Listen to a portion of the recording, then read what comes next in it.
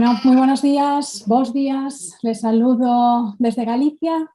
Espero que hayan disfrutado de las mesas de diálogo.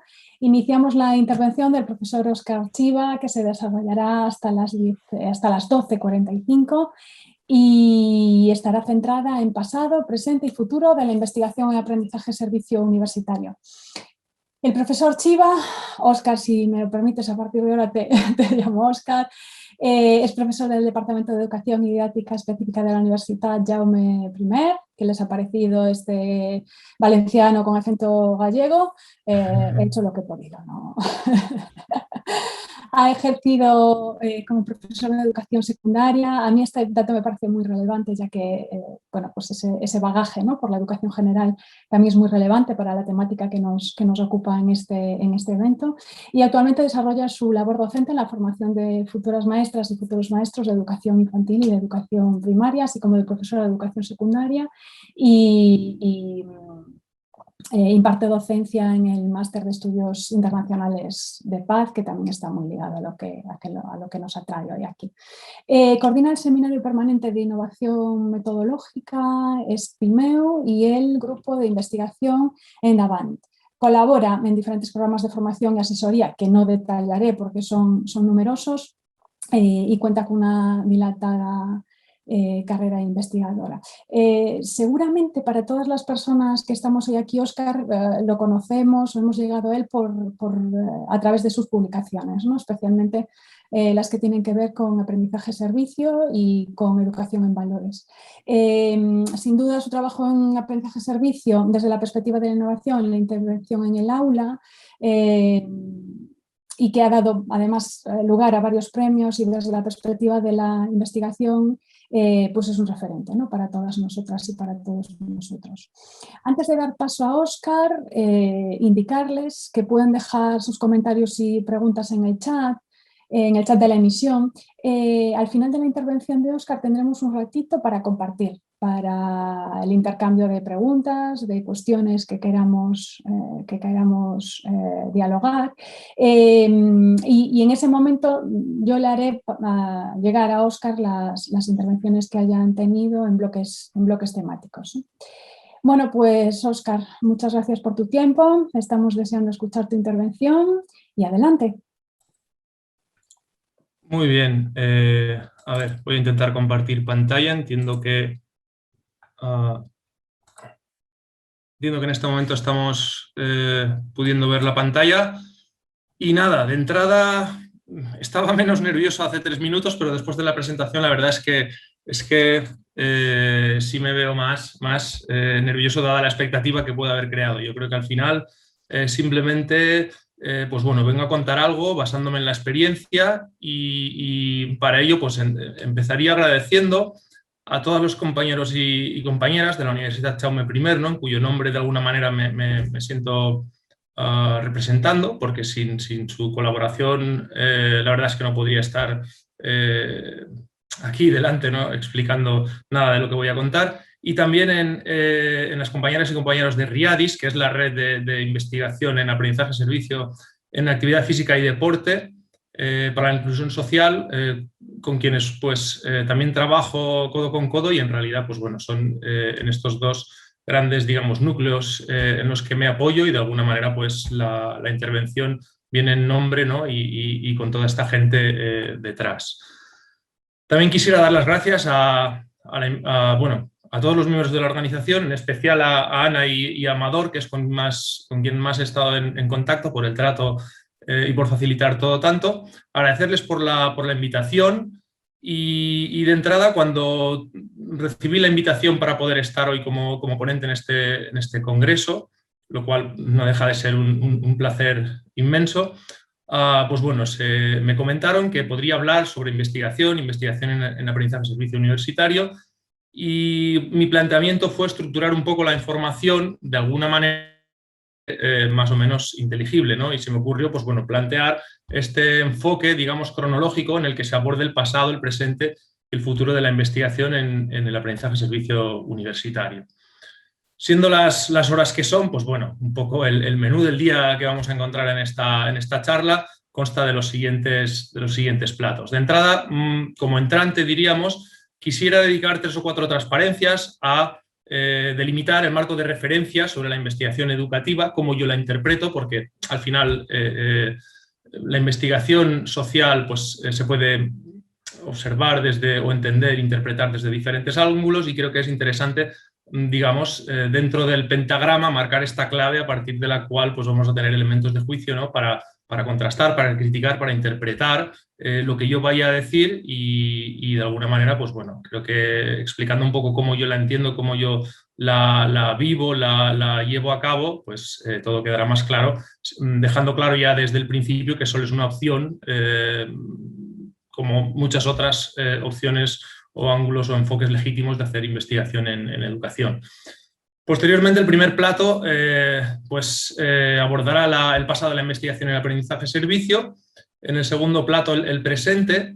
Y como postre, ¿no? Que siempre es un poco más de fantasía y más dulce, trataré de intentar abordar las tendencias de futuro sin dejar de tener en cuenta que nadie tiene una bola de cristal para conocer el futuro, y que en el fondo no deja de ser una especulación, ¿no? O una intuición basada en la experiencia de las lecturas y de los textos que llegan a mis manos y que pues, trato de escribir con las compañeras y compañeros, pero que no aspiran a marcar ninguna pauta ni mucho menos en cuanto a tendencias de futuro.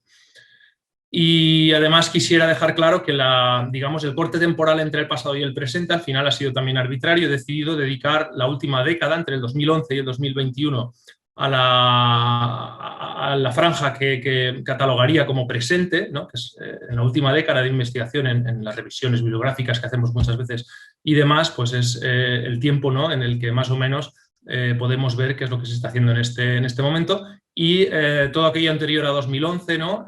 Sería lo que de alguna manera clasificaríamos en la parte del pasado en la investigación en aprendizaje-servicio universitario. En definitiva, la idea es un poco que aquellas personas que estén escuchando la ponencia, la charla, pues salgan con una idea más o menos clara y sintética, porque tampoco va a haber tiempo para profundizar en mucho más, pero teniendo una idea más o menos clara de cómo está siendo esta evolución, ¿no? En la investigación en el aprendizaje-servicio universitario. Como marco de referencia, ya lo avisaba antes, ¿no? Creo que si casi todo es cuestionable en esta vida, ¿no? Más todavía si hablamos de investigación científica y sobre todo en el ámbito o en el campo de lo social, ¿no? Al final, pudiendo estar hablando del mismo fenómeno en función de la perspectiva, del ángulo, de la posición, del interés con el que lo observemos, pues al final puede que veamos o que creemos que estamos viendo cosas distintas, y todas estas visiones al final son igualmente válidas y legítimas, y no es sino viéndolas todas a la vez que podemos tener una idea más o menos certera del fenómeno. Por tanto, valga esta primera diapositiva para aclarar que todo lo que voy a decir a partir de ahora es cuestionable y que simplemente es una posibilidad, una interpretación entre muchas otras. Asimismo, pues bueno, no es una cuestión que diga yo únicamente, sino que ya en la tradición sobre investigación en educación, pues autores clásicos, unas décadas atrás, ya han planteado que existen diferentes enfoques, diferentes modelos de investigación en educación, sobre educación. No vamos a entrar tampoco en profundidad en el contenido, simplemente quisiera destacar que yo creo que todos los enfoques son válidos y bienvenidos, y que en el aprendizaje-servicio en la universidad existe investigación, publicaciones en las diferentes aproximaciones posibles, ¿no? Dentro de lo que se entiende como investigación educativa, bien destinada a mejorar o a analizar propiamente los procesos que se llevan a cabo en el fenómeno educativo, o bien sobre elementos de carácter más puntual o aislado que también, digamos, tangencialmente orbitan sobre este fenómeno, ¿no? De alguna manera podríamos decir que la investigación educativa aborda preguntas de forma básica, no relacionadas con el hecho y el proceso educativo, y que la finalidad o la meta es identificar, diagnosticar y generar acciones siempre en pos, ¿no? y a favor de la educación. Y en este caso, como hecho y proceso educativo, pues podríamos entender el aprendizaje-servicio en la universidad. ¿Por qué es importante investigar en educación? ¿Por qué tiene sentido este espacio, ¿no? Esta ponencia en este congreso? Bueno, yo creo que es necesario investigar. Sin investigación no hay campo de conocimiento. Puede haber tradición, existe copia, reproducción, pero al final esto nos lleva a la dependencia, al estatismo, y cualquiera que no tenga en cuenta los hallazgos científicos en su campo de conocimiento, pues al final siempre incurre en el riesgo de actuar de forma dogmática y restrictiva. Y pienso que todas y todos estaremos de acuerdo en que esto es algo que no conviene y que en educación pues, es necesario mejorar, de acuerdo, los procesos, el fenómeno educativo en sí, para alcanzar nuestro objetivo. Por tanto, y ya cerrando este primer bloque de entrante, ¿no? Simplemente aclarar que la aproximación a la investigación en el aprendizaje de servicio universitario, desde mi perspectiva, es aquella que tiene que ver con facilitar las condiciones para mejorar, para transformar el aprendizaje de servicio y ajustarlo a las nuevas necesidades que van surgiendo, ¿no? Es una forma de repensar, ¿no? La educación, en este caso concreto, el fenómeno del aprendizaje de servicio, para mejorar fundamentalmente los procesos y los resultados que se obtienen de los mismos. Para ubicar un poco ya los diferentes cortes temporales que he adelantado anteriormente, pues bueno, en adelante ya vamos a empezar con el análisis del pasado, después del presente, y finalmente pues esbozaré un poco qué tendencias de futuro creo que pueden existir. El primer corte lo haremos en 2011, ¿de acuerdo? 2011 hacia atrás. Posteriormente, en la actualidad, nos centraremos en analizar qué ha sucedido, cómo se ha investigado en la última década, podríamos decir, y por último abordaré las tendencias de futuro. Cuando me vi en la tesitura de dotar de contenido, digamos, esta conferencia, la pregunta que me hice es un poco la que tenemos en pantalla, ¿no? Bueno, y ahora, digamos, ¿qué información puede ayudarnos a tener una idea aproximada de la investigación en aprendizaje-servicio, ¿no? ¿Qué información puede interesar y cómo la puedo estructurar? Al final, tratando de dar respuesta a esta cuestión, pues bueno, se me ocurrió intentar complementar dos aproximaciones. Yo creo que un poco sesgado también por la forma en la que investigamos, he construido esta ponencia. Una aproximación cuantitativa, basándome directamente en un análisis hecho en la plataforma del Web of Science, que nos permite obtener datos cuantitativos sobre investigación. ¿Por qué Web of Science? Bueno, pues porque al final, digamos, es la plataforma sobre la que fundamentalmente se apoya ANECA, que es la Agencia de Evaluación y Calidad que pues, evalúa nuestros sexenios de investigación, que evalúa nuestras acreditaciones a las distintas figuras de profesores universitarios y profesoras. Y por tanto, bueno, digamos que con cierto carácter oficialista, pues bueno, ANECA y WOS sustentan este análisis más cuantitativo. Dentro de él, pues existe multitud de opciones que se pueden analizar y teniendo un poco en cuenta el tiempo del que disponíamos para la charla, pues opté por elegir los 4 puntos que tenemos en el recuadro blanco, ¿no? Investigación. ¿Qué investigación se ha hecho por área de conocimiento en el aprendizaje de servicio universitario? La evolución, el número de publicaciones, cómo en el tiempo ha ido evolucionando. La distribución de publicaciones por países y territorios, creo que también puede ser un dato interesante, además dada la audiencia del Congreso. Y, pues por último, conocer un poco el personal investigador más prolífico en APSU y de alguna manera entender qué referencias, de alguna manera, cuando leemos sobre aprendizaje de servicio, pues marcan un poco o han marcado la pauta y la forma de trabajar de aquellos que hemos venido, ¿no?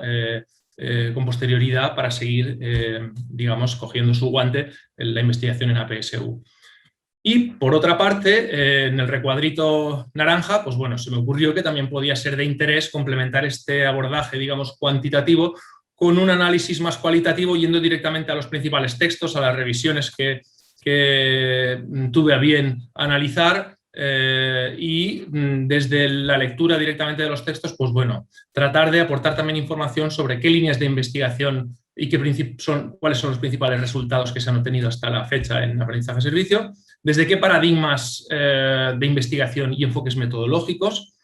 Y a mí personalmente también me parece siempre muy revelador e interesante tener en cuenta las principales limitaciones y cuál es la perspectiva que se sugiere en la investigación, ¿no? Ya sabemos que al final de los diferentes artículos suele ser tradición poner las limitaciones, ¿no? Y cuál es la perspectiva de futuro, es decir, cómo se podría continuar con estas líneas de investigación, y creo que esta información es relevante, ¿no? Para entender un poco el devenir, ¿no? Y la evolución de la investigación en aprendizaje de servicio.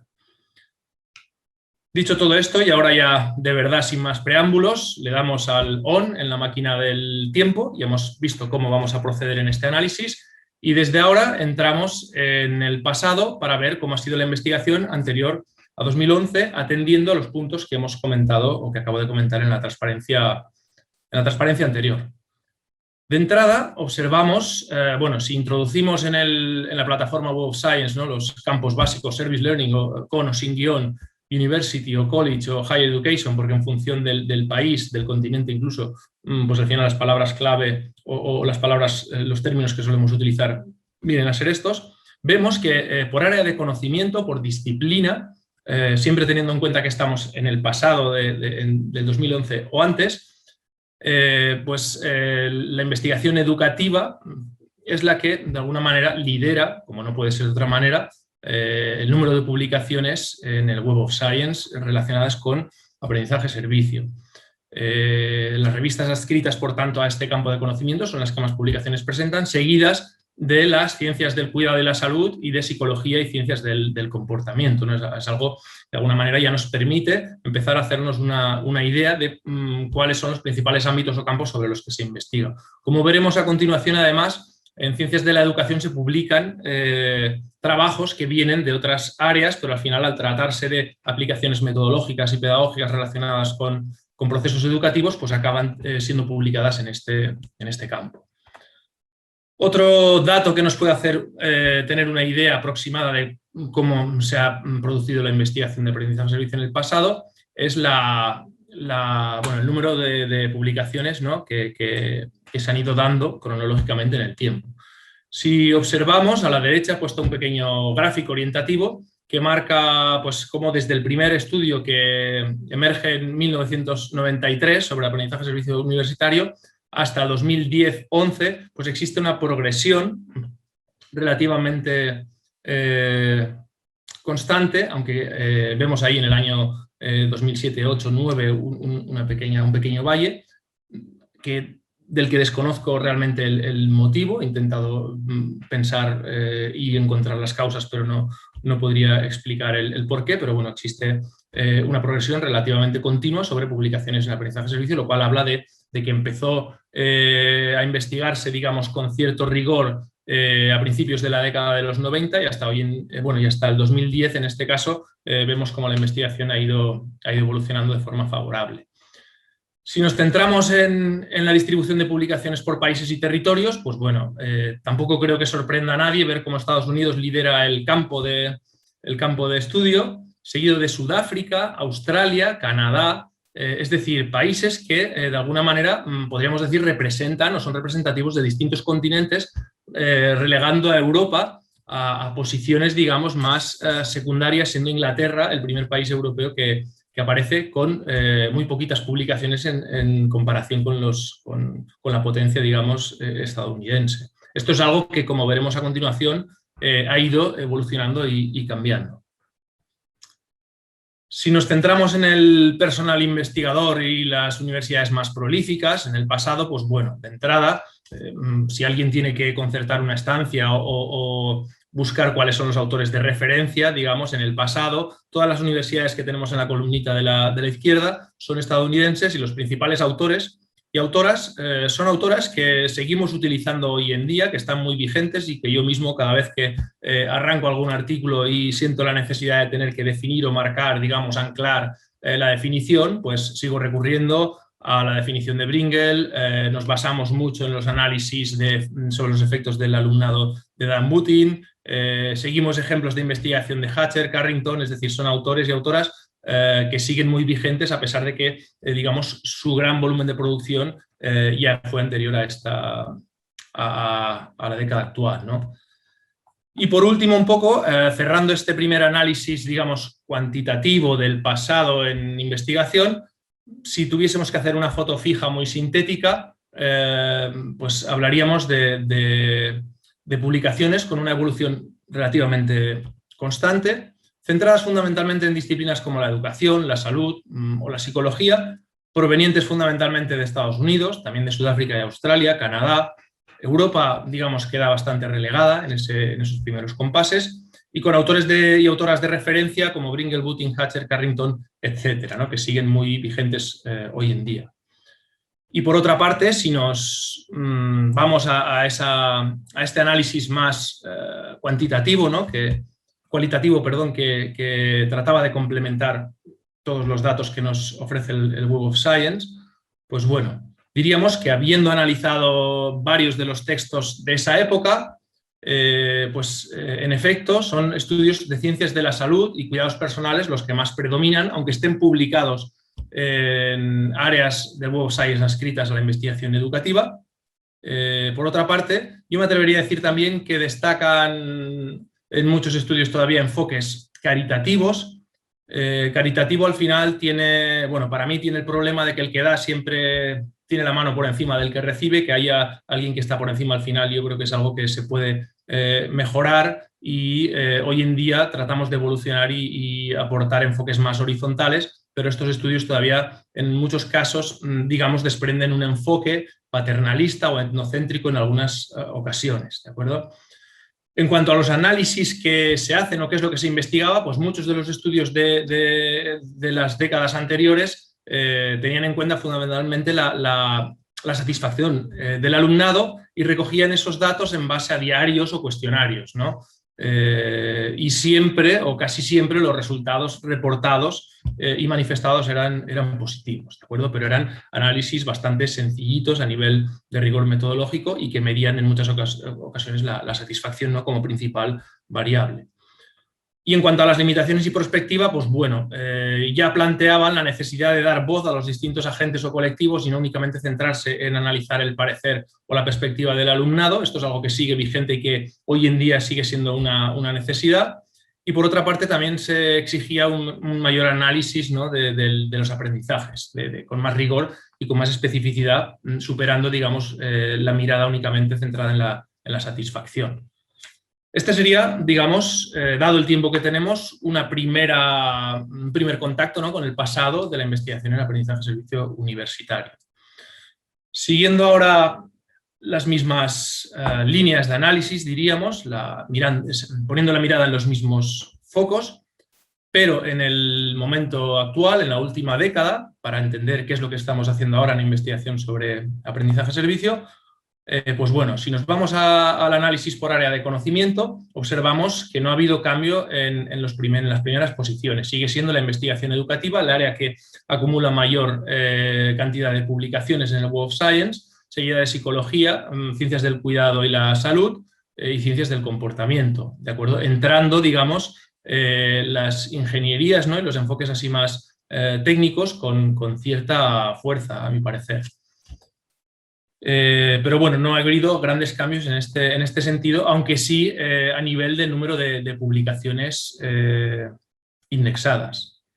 Si nos vamos a la evolución del número de publicaciones, pues bueno, también vemos que la evolución ha seguido siendo constante del año 2011 al año 2000. Bueno, al momento actual vemos que sigue existiendo un crecimiento relativamente progresivo, aunque, pues bueno, en el último año o año y medio podríamos decir seguramente a causa de la pandemia de COVID-19 pues ha habido un declive. Yo lo he vivido en los propios proyectos que estamos llevando a cabo desde la universidad y ello pues a su vez digamos arrastra el hecho de comprometer la investigación que se realiza sobre los mismos. En este caso me ha parecido interesante unir en la gráfica desde 1993, ¿no? La primera publicación que aparecía en el Web of Science sobre aprendizaje-servicio. En aquel momento, pues bueno, estaba en cartelera Jurassic Park, Viven, o cerraba la emisión de, no sé si era la 12ª temporada de Cheers, para que nos hagamos un poco una idea, ¿no? de cuánto tiempo ha transcurrido y de todo lo que ha llovido. Vemos esta línea roja en el centro, que es la idea que se me ha ocurrido para marcar un poco el momento anterior con el presente. Y la evolución desde 1993 hasta la actualidad que mantiene una línea ascendente, pues bueno, hasta 2019, podríamos decir 20, donde seguramente por motivo de la pandemia pues la investigación se ha visto muy comprometida.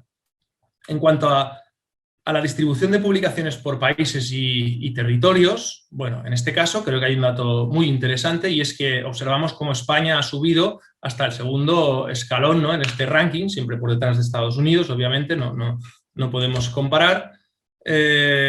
Y tampoco debemos confundir la investigación con la aplicación. Yo creo que existen muchos otros países que probablemente estén aplicándolo de forma más extendida y con más tradición, Argentina, Chile, por nombrar algunos. Pero bueno, en investigación el Web of Science nos ofrece, digamos, esta sábana, esta figura, y España, digamos, ha ascendido a esta segunda posición, ¿no?, siendo uno de los países que en estos momentos lidera, ¿no?, o está en la cresta de la investigación sobre aprendizaje de servicios, siendo referencia.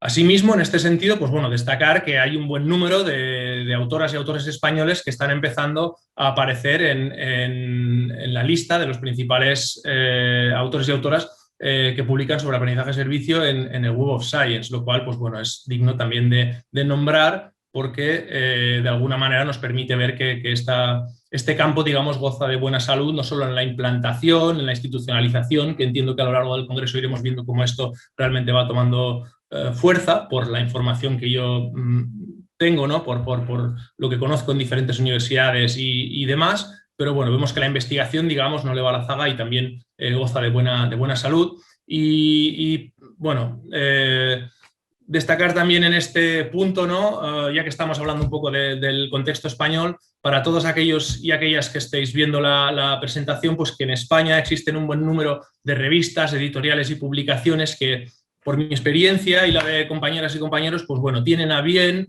analizar, revisar trabajos sobre aprendizaje de servicio, y siempre que mantengan el rigor y el interés necesario, pues publicarlos. Es decir, digamos, es factible, es un campo de investigación que en España está teniendo bastante aceptación. Dicho esto, bueno, viniendo a la parte más cualitativa sobre los estudios analizados en la última década, yendo directamente a los textos, ya no únicamente al Web of Science, con la intención más o menos de complementar o triangular esta información. Yo, la percepción también leyendo los textos directamente es que los estudios en ciencias de la salud, como ya pasaba en la franja temporal anterior, siguen estando muy en boga, pero también la formación docente, la formación de maestros y maestras está teniendo o siendo objeto de investigación prolífica en APSU.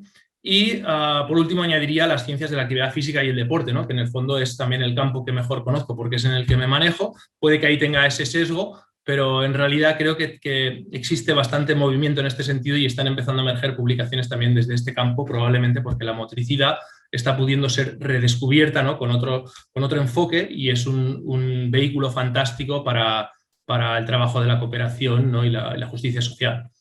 A nivel más metodológico, en el cuadrito superior a la derecha, vemos cómo los artículos cuantitativos puros, a mi juicio, desde mi perspectiva, están a la baja. Siguen siendo necesarios porque indican líneas y enfoques sobre los que poder seguir profundizando, pero creo que, aun siendo pertinentes y necesarios, es verdad que cada vez se está buscando complementar estos análisis con planteamientos también cualitativos que a su vez mantienen o mejoran el rigor en el análisis, en la recogida de datos, en el planteamiento o el enfoque teórico, etc. Y por último, destacar que se están disparando, digamos, los enfoques metodológicos mixtos, es decir, la complementariedad entre lo cuantitativo y lo cualitativo, entender qué es lo que está pasando y no solo verlo, es decir, no solo saber qué pasa a través de miradas cuantitativas, sino entender el porqué de lo que está pasando a través de entrevistas, análisis de discursos, grupos de discusión, etcétera. Creo que es algo que nos está dando una mirada más certera sobre los procesos, ¿no?, y el fenómeno educativo que encierra el aprendizaje de servicio universitario. En cuanto a limitaciones, las limitaciones que más destacan en los diferentes artículos y textos publicados, pues bueno, diríamos que es la petición de seguir incrementando el rigor metodológico, y en muchos casos también encontramos como limitación de muchos artículos algo que a mí pues podría incluso llegar a parecerme hasta un complejo y que no sé hasta qué punto tiene sentido, que es incrementar el número de participantes o el tamaño de las muestras en los enfoques más cuantitativos. Y la verdad es que el aprendizaje de servicio es un fenómeno educativo, social, que por tanto se contextualiza de manera ecológica, podríamos decir, y que abordarlo buscando grandes muestras aleatorizadas, cuando en realidad lo que se da son casos particulares, pues no sé hasta qué punto tiene sentido pretender hacer o seguir diseños cuantitativos que sean, digamos, el centro de la investigación. Nos pueden aportar datos, nos pueden lanzar indicios, pero en realidad creo que aspirar a hacer investigaciones con grandes muestras es complejo. Y por último, en cuanto a prospectiva, ¿no?, o líneas de futuro que esbozan las publicaciones existentes, pues bueno, sigue siendo muy vigente, necesario y pertinente, diríamos, dar voz a los distintos agentes. Más que nunca yo creo que es importante que empecemos a investigar también sobre el impacto que tiene en el colectivo receptor, ¿no?, en las personas vulneradas con las que se interactúa.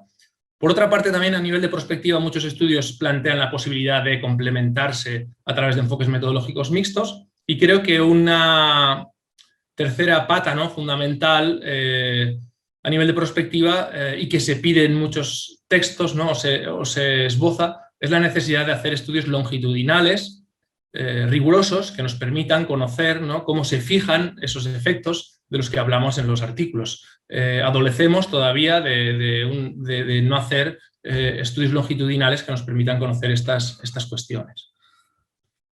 Con esto podríamos decir que cerramos el análisis del presente, y yendo ya directamente al postre, ¿no?, al futuro de la investigación en aprendizaje-servicio universitario, pues bueno, planteo aquí dos imágenes. La primera, más en tono naranja, simplemente trata de significar que pueden existir muchos futuros, muchas visiones diferentes, todas ellas perfectamente válidas. Yo simplemente voy a tratar de explicar cuál es mi versión, y cualquiera de las que tengan las asistentes y los asistentes pues pueden ser igualmente válidas, y podremos contrastarlas en el momento del diálogo posterior a la charla.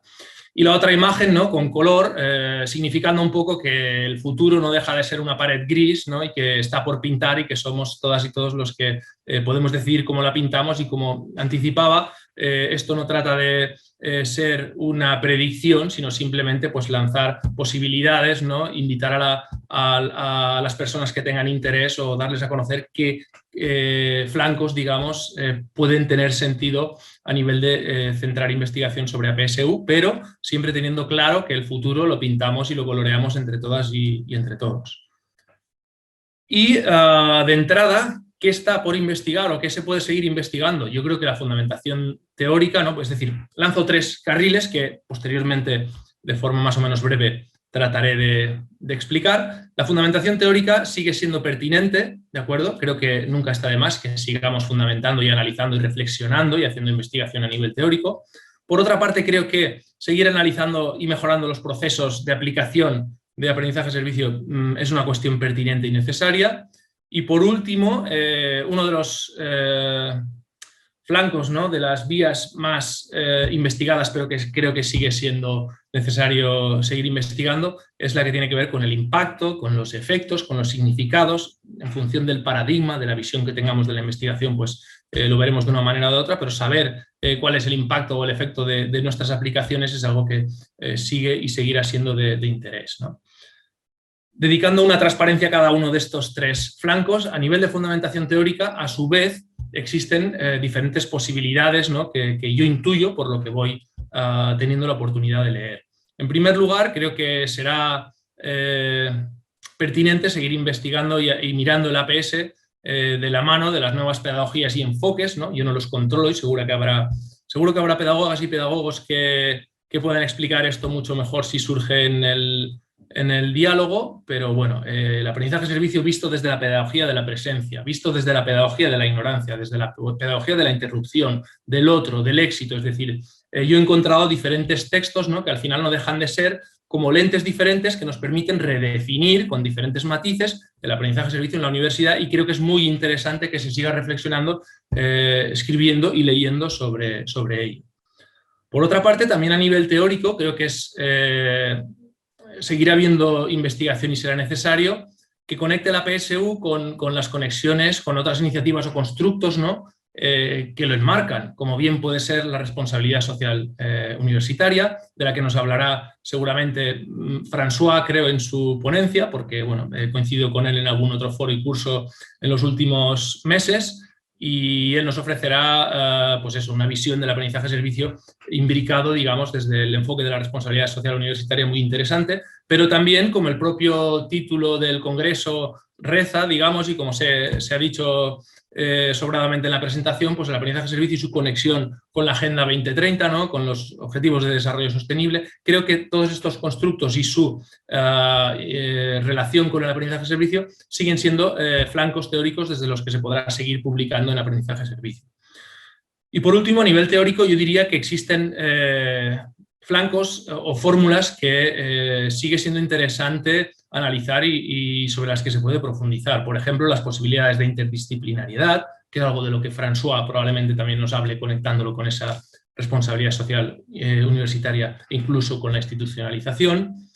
O el hecho de modelos de APS, ¿no? Es algo que está todavía, yo creo que está en el ambiente y hay que acabar de delimitar un poco. El APS, cuando se lanza o se plantea desde una asignatura concreta y su vinculación con el currículum, o el APS que viene de programas institucionalizados con oficinas universitarias que lo respaldan, son como modelos diferentes que de alguna manera, pues a mí siempre que encuentro textos al respecto me parece interesante ver cómo casan, cómo se pueden complementar y de alguna manera cómo poder articular estas diferentes fórmulas de aplicación en el entorno universitario, ¿no? Que en el fondo es el que nos congrega. El segundo flanco o línea de investigación de futuro tiene que ver con los procesos de aplicación, ¿no? En el aprendizaje-servicio al final existen una serie de fases más o menos comunes y aceptadas por la comunidad, y existen fases que todavía están, digamos, un poco por madurar. A mi juicio, por ejemplo, la fase de preparación, el diagnóstico, ver quién hace qué, los diferentes roles entre los agentes implicados, la participación de la comunidad en la definición de los propios proyectos, creo que es algo que todavía tiene que repensarse para que, pues como decía antes, tratar de superar enfoques etnocéntricos, enfoques paternalistas, ¿de acuerdo? Y que al final la necesidad venga definida de la mano de quien realmente la está viviendo. Después creo que también a nivel de reflexión, modelos de reflexión, instrumentos y momentos, hay ya mucho escrito, pero sigue siendo necesario y pertinente. El aprendizaje-servicio tiene una base incuestionable, digamos, en el aprendizaje experiencial, y este a su vez se apoya en la experimentación y en la reflexión, ¿no? En la toma de conciencia sobre esa experiencia, apoyada en esa experiencia. Por tanto, existen modelos de reflexión como los de Donald Schoen, como Mezirov, etcétera, que nos pueden invitar a desarrollar instrumentos, modelos y fórmulas para, digamos, ajustar la reflexión en planteamientos de aprendizaje-servicio y que nos permitan llegar directamente a los puntos que nos interesa cuando estamos trabajando con este enfoque educativo. Y por último, pues bueno, creo que también está al caer, ya es un presente más que el futuro, ¿no? El e-service learning, el aprendizaje-servicio en entornos virtuales. Y de todo ello, pues bueno, buena muestra es el libro que está a punto de salir, de Juan García y Marta Ruiz Corbella, entiendo que en septiembre, octubre, noviembre, sobre el que ya se reflexiona sobre aprendizaje-servicio virtual, aportando un marco teórico y diferentes propuestas de acción, ¿no? Que ya se han llevado a cabo o que se plantean. Pedí permiso a los coordinadores para, digamos, comentar el libro que está al salir, ¿no? en Arcea. Y creo que es algo que seguirá, digamos, siendo campo de cultivo de nuevas investigaciones o de nuevas reflexiones, porque al final, por desgracia o por suerte, la pandemia nos ha enseñado que los entornos virtuales, digamos, son una opción que nos permite llegar a espacios y momentos en los que tal vez a nivel físico pues nos sería más difícil, y dar encaje a estos entornos sin perder la esencia y los planteamientos críticos y, digamos, humanos y comunitarios del aprendizaje-servicio es algo que a mi juicio pues representa una línea clara de futuro en la investigación. Y por último, y para ir cerrando, bueno, creo que sigue siendo necesario analizar el impacto, los efectos, los significados, tanto en el alumnado, ¿no? Investigando los aprendizajes de carácter técnico o instrumental, ¿no? Lo que Gerd Biesta catalogaría tal vez como aprendizaje cualificador o la cualificación, la dimensión de la cualificación en la formación universitaria. También a nivel social, afectivo, de interacción, etcétera, la socialización es otro flanco, ¿no?, de análisis sobre el efecto que tiene el aprendizaje de servicio sobre el alumnado, y es algo que creo que también puede seguir siendo objeto de investigación. Y por último, yo diría que la subjetivación. Biesta nos habla de 3 perspectivas o dimensiones, ¿no?, que atraviesan lo que entiende que hoy en día sería la educación, ¿no?, transferible a la universidad, la cualificación, la socialización y la subjetivación, que vendría a ser esta última, la construcción de la propia identidad, ¿no?, que nos permita identificarnos, conocernos a nosotros mismos y generar nuestros propios proyectos de vida auténticos. Creo que el aprendizaje-servicio de alguna manera irrumpe en estas 3 dimensiones porque permite mejorar la cualificación del alumnado, permite mejorar las dinámicas de socialización y a la vez permite que el alumnado desarrolle su propia identidad, redefiniendo escalas de valores al estar en escenarios en los que conoce injusticias sociales que de otra forma tal vez no habría podido conocer. Y rehacer su escala de valores genera que se pueda replantear nuevas identidades personales, profesionales, etc. Por tanto, creo que todo esto puede seguir siendo objeto de profundización en el futuro. Por otra parte, en la columna o en el cuadro central, creo que uno de los puntos, si tuviese que quedarme con uno, más relevantes que está por venir en la investigación del aprendizaje-servicio universitario es el impacto sobre los colectivos vulnerados. Ya se ha investigado bastante sobre el efecto en el alumnado y tenemos que empezar a medir con rigor el impacto social que generamos en nuestros proyectos. No sirve simplemente pensar que como ya hacemos algo que pensamos que tiene impacto, lo tiene, o que ya estamos aportando valor por el mero hecho de hacer aprendizaje-servicio. Será necesario, digo yo, ¿no?, y ya dicen muchos autores y autoras, intentar medir o intentar tener un poco más de rigor, ¿no?, para apoyar esta afirmación, y habrá que tratar de analizar impactos sobre los colectivos vulnerados, cuál es el significado, cómo lo viven, cómo lo perciben, etcétera, ¿no?, desde los diferentes flancos o posibilidades de investigación. Y por último, una cuestión que podría parecer menos importante, pero que a mi juicio aporta un matiz interesante, es el hecho de analizar cómo afecta el aprendizaje-servicio a las instituciones. Ahora las universidades están apostando, están emergiendo cantidad de oficinas, ver cómo esto, digamos, puede llegar a transformar a la institución es interesante, y también incluso las disciplinas o materias. En el ámbito de la actividad física o el deporte, uno de los últimos trabajos que hemos hecho desde la red RIADIS tiene que ver con el cambio de percepción que el alumnado tiene sobre las asignaturas en la formación inicial docente de maestros y maestras de educación física, dado que, digamos, la educación física pues, podría entenderse que arrastra una tradición relativamente sexista, basada en la condición física, en el rendimiento, en la competitividad y en una serie de valores en la que no todo el alumnado está de acuerdo.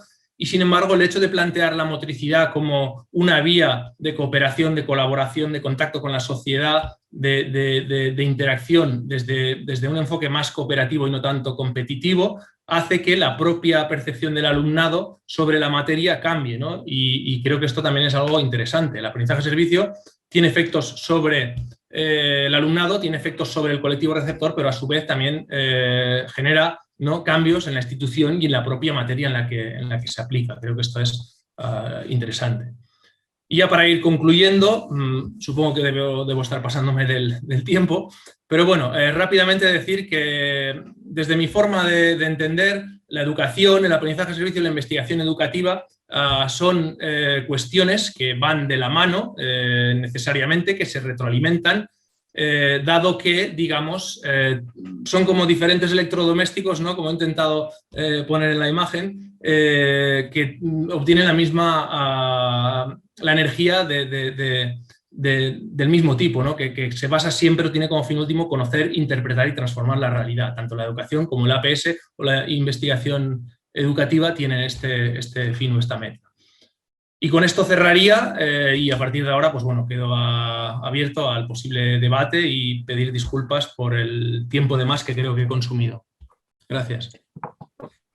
Muchas gracias, Óscar. Bueno, te voy a hacer una pregunta directa que hemos recibido. Pues voy a empezar por el final, me van a perdonar las personas que están conectadas, pero creo que es muy, muy directa. Después hay dos cuestiones más que casi darían lugar al diálogo, pero es verdad que, como bien decías, vamos muy justitas de tiempo y vamos a empezar en este orden que creo que va a ser más productivo. Nos pregunta Abril, ¿cuáles son los estudios relevantes y rigurosos sobre impacto en estudiantado o en alumnado en España? Y aprecia, hace constar, no sobre resultados, sino sobre el impacto, que era un poco un matiz que hacías tú a lo largo de tu intervención.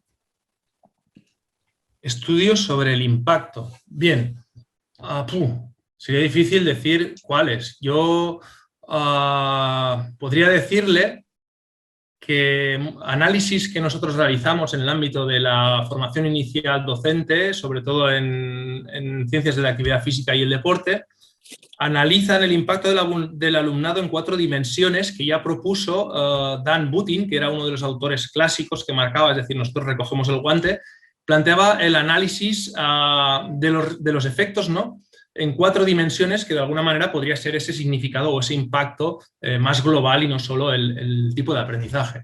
Butin planteaba como 4 perspectivas, llamaba una perspectiva técnica al aprendizaje más centrado en los contenidos curriculares específicos de las materias, curriculares instrumentales, podríamos decir, que tienen que ver con la cualificación, con las habilidades básicas con las que se aprende. Por tanto, existen estudios que aglutinan estas 4 dimensiones. Nosotros los tenemos y si puede tomar nota del correo y quiere luego escribirme para que le pueda enviar los artículos, será un placer. La segunda perspectiva de la que nos habla Butin es la socialización. Habla de una perspectiva social que tiene que ver en cómo el alumnado empatiza o se pone en la piel del colectivo receptor, y todo esto genera también una serie de significado en su propia formación como profesional y como persona. Butin nos habla de una dimensión política que tiene que ver con un enfoque más crítico, diría yo, que es el hecho de entender que seguramente la necesidad o la injusticia social que da pie al aprendizaje-servicio tiene un fondo en el que existirá seguramente un colectivo opresor, un colectivo oprimido, y que simplemente la necesidad que abordamos es una manifestación de un problema social más de fondo, un problema político, y que es algo sobre lo que, si reflexionamos, el alumnado, digamos, también puede, entender y adquirir y dotar de significado en su formación. Y por último, Butin habla de una perspectiva postestructural que tendría que ver con esa subjetivación que yo mencionaba, apoyándome en Gerd Biesta, perspectiva postestructural que tiene que ver con la formación de la propia identidad del alumnado, cómo existen experiencias que, digamos, rompen con la sensibilidad del alumnado y le hacen cambiar su escala de valores porque descubre realidades que hasta ese momento no había descubierto. Nosotros, por ejemplo, tenemos estudios que de alguna manera sugieren que el alumnado que hace aprendizaje-servicio realmente, después de hacer los proyectos, en muchas ocasiones tiene una percepción de que se da menos a la sociedad y de que es menos proclive a la acción social que el alumnado que no hace aprendizaje-servicio. Claro, esto lo hicimos pasando cuestionarios, pero obteniendo este resultado nos vimos un poco obligados a ir a hacer entrevistas y entender por qué. ¿Por qué el alumnado que hace APS entiende que se da menos a la sociedad que el que no lo hace?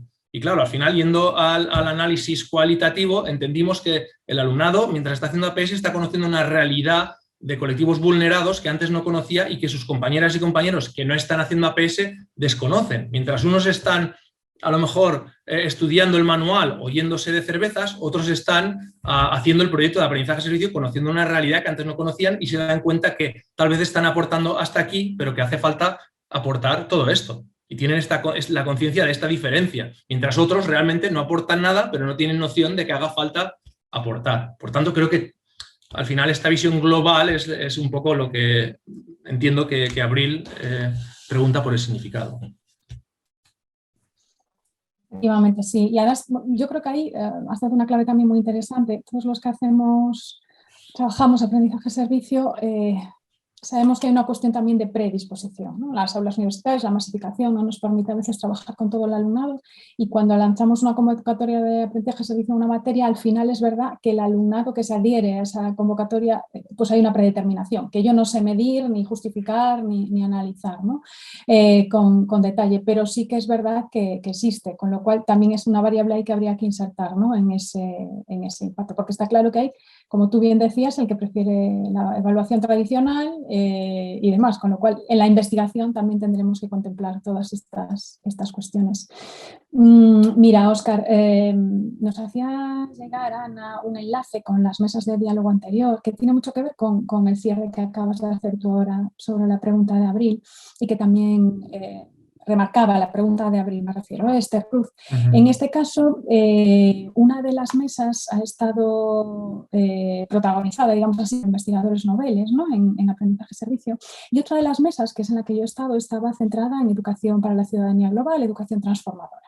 En ambos casos, ahí al final se está manejando un concepto de llevar aprendizaje-servicio en esta línea que tú comentabas ahora, ir un paso más allá. Es decir, no es solo poner al alumnado en contacto con la comunidad, con la realidad, sino cómo ese aprendizaje-servicio, esa herramienta puede ser un elemento transformador, ¿no? En la mesa de educación para la ciudadanía global se hablaba pues, de un elemento disruptivo, ¿no? Dentro del marco habitual en educación.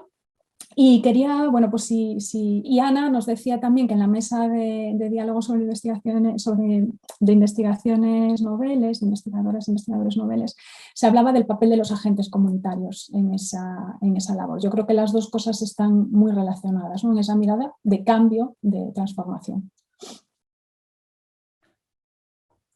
Sí, en principio 100% de acuerdo. Yo creo que a mi juicio, el aprendizaje-servicio puede tener diferentes enfoques, un enfoque más asistencial o un enfoque más crítico o transformador, con el que yo me identificaría. He intentado no entrar en este aspecto en la ponencia, pero sí, yo creo que la meta es la transformación social, el aprendizaje-servicio tiene que aspirar a transformar la sociedad y la propia conciencia de quien lo aplica.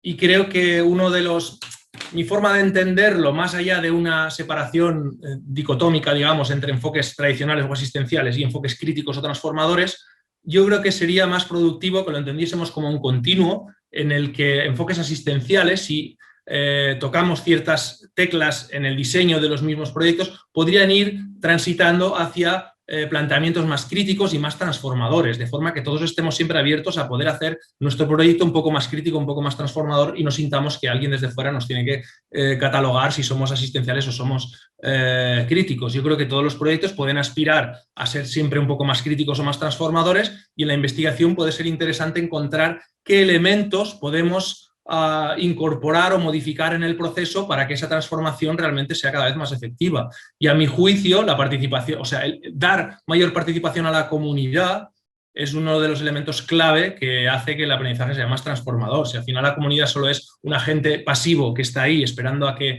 desde la academia vayamos a realizar un servicio que nosotros definimos, que nosotros intuimos, pero que no hemos constatado con ellos, creo que ahí poca transformación podremos hacer. No sé si con esto respondo, sí, pero bueno, mi enfoque sería este. No te lo he puesto fácil tampoco porque no te he hecho una pregunta directa, simplemente era una reflexión en alto y tampoco te he dado mucho pie a cerrar una respuesta concreta, pero sí, totalmente. Yo creo que estamos muy alineadas, ¿no? Todas las personas que trabajamos en este ámbito. Bueno, están entrando algunas cuestiones más sobre el papel de la investigación en acción participativa y también en ese concepto que hablaban antes de cambio e impacto, ¿no? En el alumnado. El largo plazo, ¿no? El poder tal, que tú hablabas precisamente de estudios longitudinales, con lo cual yo creo que más o menos nos has dado pistas y bueno, elementos para cuando podamos volver a ver la comunicación, la ponencia, poder tirar de ahí, ¿no? Incluso has insertado unas referencias bibliográficas que a mí me parecen clave. Nada, bueno, la última cuestión ya para cerrar, porque ya estamos en tiempo para darle paso a la siguiente ponencia, es la de, yo creo que una de las grandes potencialidades del aprendizaje servicio en la universidad es que se trata de una herramienta interdisciplinar. Y cuando digo interdisciplinar, no solo desde el punto de vista de la investigación para trabajar desde las distintas áreas de conocimiento, sino también que es muy bien acogida desde las disciplinas, es decir, desde las distintas especialidades y que rompe un poco esa dualidad que tenemos, el profesorado universitario, entre nuestra tarea de formar, de docente, la tarea docente y la tarea de investigación, que a veces está centrada en áreas muy distintas, ¿no? En tu caso, en el mío no, tenemos mucha suerte, pero sí que hay algún profesorado que esta parte más de investigar en el conocimiento de la educación, en lo pedagógico y demás, pues lo dejan en un plano secundario porque su prioridad y también por cómo es la carrera académica prioriza otras cuestiones. Entonces, sí que entiendo que el aprendizaje servicio a veces es una muy buena herramienta en esta dirección, en este sentido. Y quería comentar un poco contigo en el análisis bibliométrico que nos has presentado, que me ha parecido interesantísimo, el de WOS, si habías percibido, porque yo creo que aquí hay que irse al área de conocimiento de cada una de las personas que publica y esto es muy complicado a veces en los artículos, no sé si has tenido esa posibilidad, pero si has observado algo de esto, es decir, sí, porque nos decías, nos has ido por áreas, cuadrito, ¿verdad? Nos has hecho la gráfica por áreas, pero entiendo que son las áreas de las publicaciones, de las revistas, exacto, no tanto sí. las áreas, vale. Sí, ahí de hecho igual iba tan acelerado porque tenía previsto hablar 35 minutos, he visto que llevaba 10 minutos de retraso y no he dicho nada que no tuviese previsto y a lo mejor lo he dicho muy deprisa, pero sí, tenía en mente resaltar efectivamente que el área de investigación educativa es la que lidera por mucho, pero que aún así no son estudios de pedagogas y pedagogos, no son estudios en campos de la educación, son estudios de ciencias de la salud, de ciencias del comportamiento, de ciencias de la actividad física y el deporte, que al trabajar el aprendizaje de servicio publican en áreas adscritas a la investigación educativa, pero que los autores ni de lejos, es decir, autores de muchas áreas distintas. Por eso probablemente parece que el área lidera de tanto, pero no es un campo, digamos, de pedagogas y pedagogos, es un campo de muchas didácticas específicas y de ingenierías, medicinas, enfermerías, fisioterapias, yo creo que son los artículos que más predominan. Sí, y en el fondo un poco lo que tú... Sí. No, lo que tú comentas es una forma que te permite alinear un poco la trayectoria investigadora con la trayectoria docente. Yo al final, para mí ha sido un poco la fórmula, también como decías, yo vengo de secundaria y al final no he entendido otra forma de entender la investigación en educación que intentar mejorar los procesos, entonces también por ahí. Pero es verdad que tiene sentido y está muy en boga y en España tiene mucha aceptación, y en el mundo en general está empezando a tener mucha aceptación, con revistas de alto impacto, es decir, que se puede hacer carrera investigadora mejorando la docencia. Bueno, Óscar, muchísimas gracias. Yo seguiría, pero nos van a echar. Entonces, muchas gracias por el esfuerzo que has hecho. A mí me ha parecido extraordinario que hayas conseguido condensar ese pasado, presente y que hayas incluso dado unas pinceladas de posible perspectiva, ¿no? De posible futuro. Te agradezco mucho ese esfuerzo y la claridad, ¿no? E incluso lo ameno que nos has hecho la presentación. A continuación... le vamos a dar paso a la siguiente ponencia de Pilar Aramburu Zavala de la Universidad Autónoma de Madrid y que estará moderada por Juan Rocha. Se iniciará a las 13 horas y tiene previsto finalizar a las 13:45. Sé que ha habido un pequeño quiebro en los tiempos mientras nosotros seguíamos de charla y la emisión se ha roto. El enlace desde la retransmisión general que se está haciendo en YouTube y entonces nada, el vídeo completo se publicará en breve y lo digo para las personas que están conectadas, que sepan que enseguida van a verlo más adelante y a continuación, para no romper la programación, damos paso en principio a Juan Rocha, que presentará a Pilar. Óscar, muchísimas gracias. Gracias a vosotras.